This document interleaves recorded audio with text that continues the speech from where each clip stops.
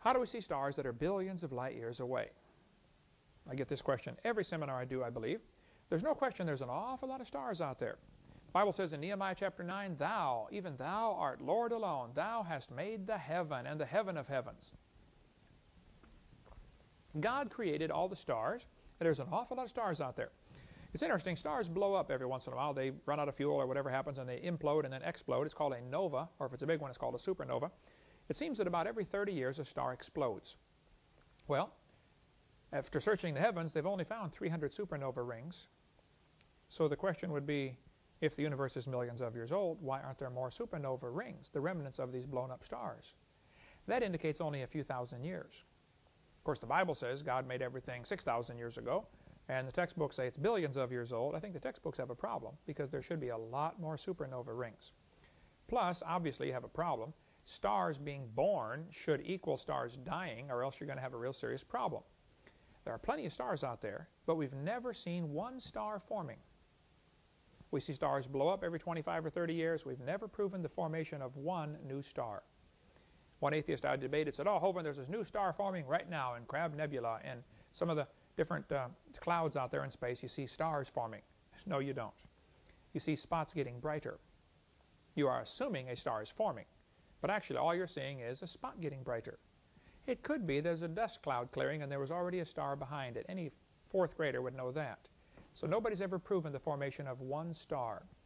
In Science magazine in '86, they said the silent embarrassment of modern astrophysics is that we do not know how even a single one of these stars managed to form.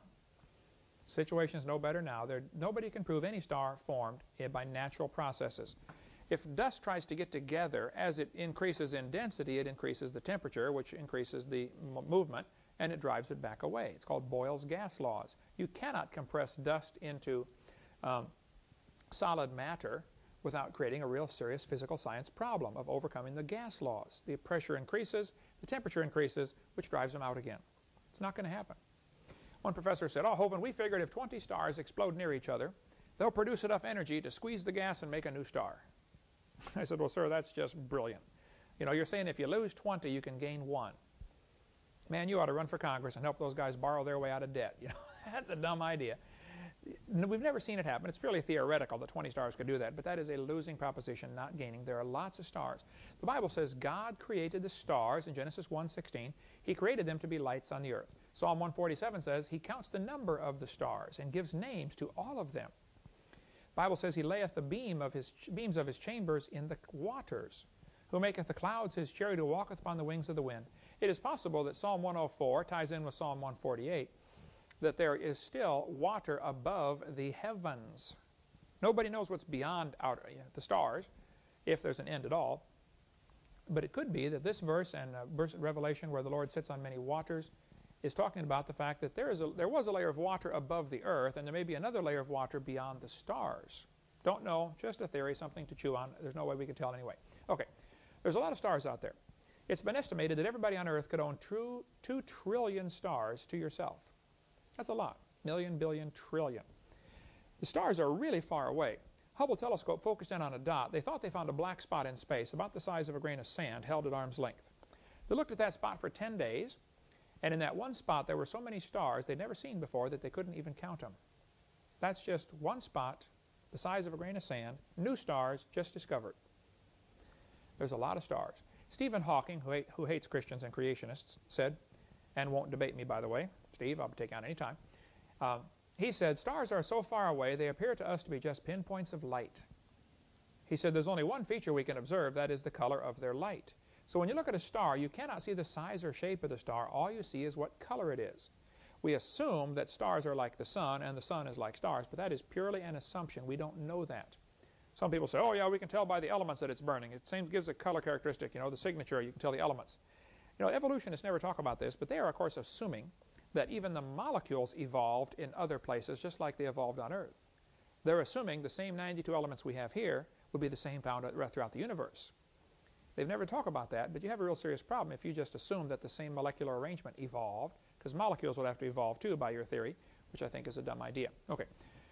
I taught high school trig for many years as one of the subjects I taught. If you want to find the distance to an object you can't possibly touch, like a star, you have to measure it with what's called parallax trigonometry. You have to know two sides and one angle, or two angles and one side, in order to calculate the distance to this unknown point, or to this unknown distance to this point, with simple sine, cosine, tangent. The problem is, Earth is only 8,000 miles in diameter, which is basically nothing compared to star distance. So to find the distance to a star, you have to get your observers further apart to make a triangle. That's, you know, a decent angle.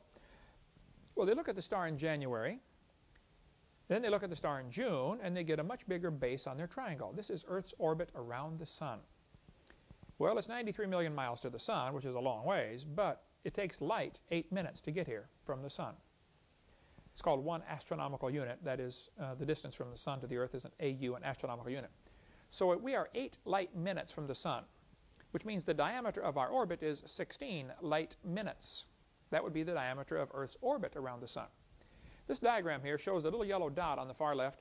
That would represent Earth's orbit, 16 light minutes. A year has 525,000 minutes in it. That's a real skinny triangle if you did it to scale.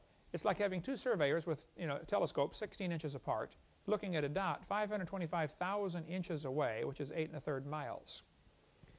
You set that up and draw it out on a piece of graph paper, you find you got a real skinny triangle. It works out to be an angle of 0.017 degrees at the apex. I think you can have a hard time measuring something like that. If you want to measure 100 light years, by the way, that was just to measure 1 light year. If you wanted to measure 100 light years, you'd have to move your dot 830 miles away, keeping your surveyors 16 inches apart.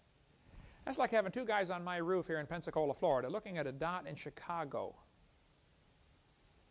If the guys are 16 inches apart and they're focusing on a dot in Chicago, that's a real skinny triangle, okay? Figuring 15 billion light years is clearly impossible.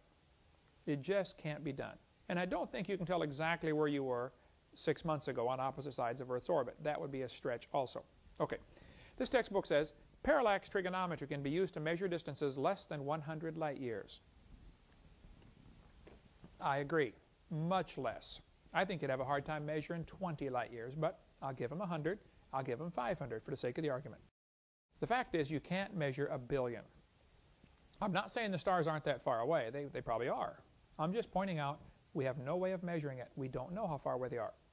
If somebody tells you that star is, 7.9 billion light years away, just say, how did you measure it? Was it a Stanley, a Lufkin, or a Craftsman? And who held the other end of that tape measure? Because I want to meet this guy. It just can't be done. So number one, we cannot measure the distance to the stars. Number two, we don't know what light is. Is it a wave? Is it a photon? Is it a particle? It behaves sometimes like waves, sometimes like energy. Nobody knows for sure what light is. We know what it does, and we use it all the time, obviously, but nobody's ever defined what light is very clearly. So the entire principle or concept behind a black hole is the idea that light can be attracted by gravity. Well, if light can be attracted by gravity, if black holes exist, which nobody's proven that either, but then the speed of light can't be a constant. At Harvard University in '99, they slowed light down to 38 miles an hour. The next year, they slowed it down to 1 mile an hour in the year 2000. The next year, they brought it to a dead stop. They took light and absolutely stopped it. This was done at Harvard, it was done at Smithsonian, and it was done at Cambridge. And by the way, that's how science works. An experiment should be demonstratable, repeatable, testable. Evolution is none of those. Nobody's ever demonstrated or tested or proven any of it. It's all in the mind. They think it happened. It's not science. Okay. At Princeton University in the year 2000, they speeded light up to 300 times the speed of light. Why would the speed of light be an unbreakable barrier? Barry Setterfield, Australian astronomer, did a lot of work on the speed of light question. He says the speed of light has decreased. He said in the last 300 years, at least 164 measurements of the speed of light have been published, 16 different ways it was measured. He said the speed of light has apparently decreased so rapidly that experimental error cannot explain it. Here's a chart showing that the speed of light has declined in the last 150 years. About 1960, the chart seems to level off, and everybody since about 1960 has gotten the same number. If you measure the speed of light today, you're probably going to get 186,282 point something miles per second. Okay. That could be because in the late 50s and early 60s, they began using the atomic clock to measure the speed of light. And the atomic clock uses the wavelength of a cesium-133 atom, which means you're using light to measure light. You have a rubber ruler. course, you're not going to see it if it's declining.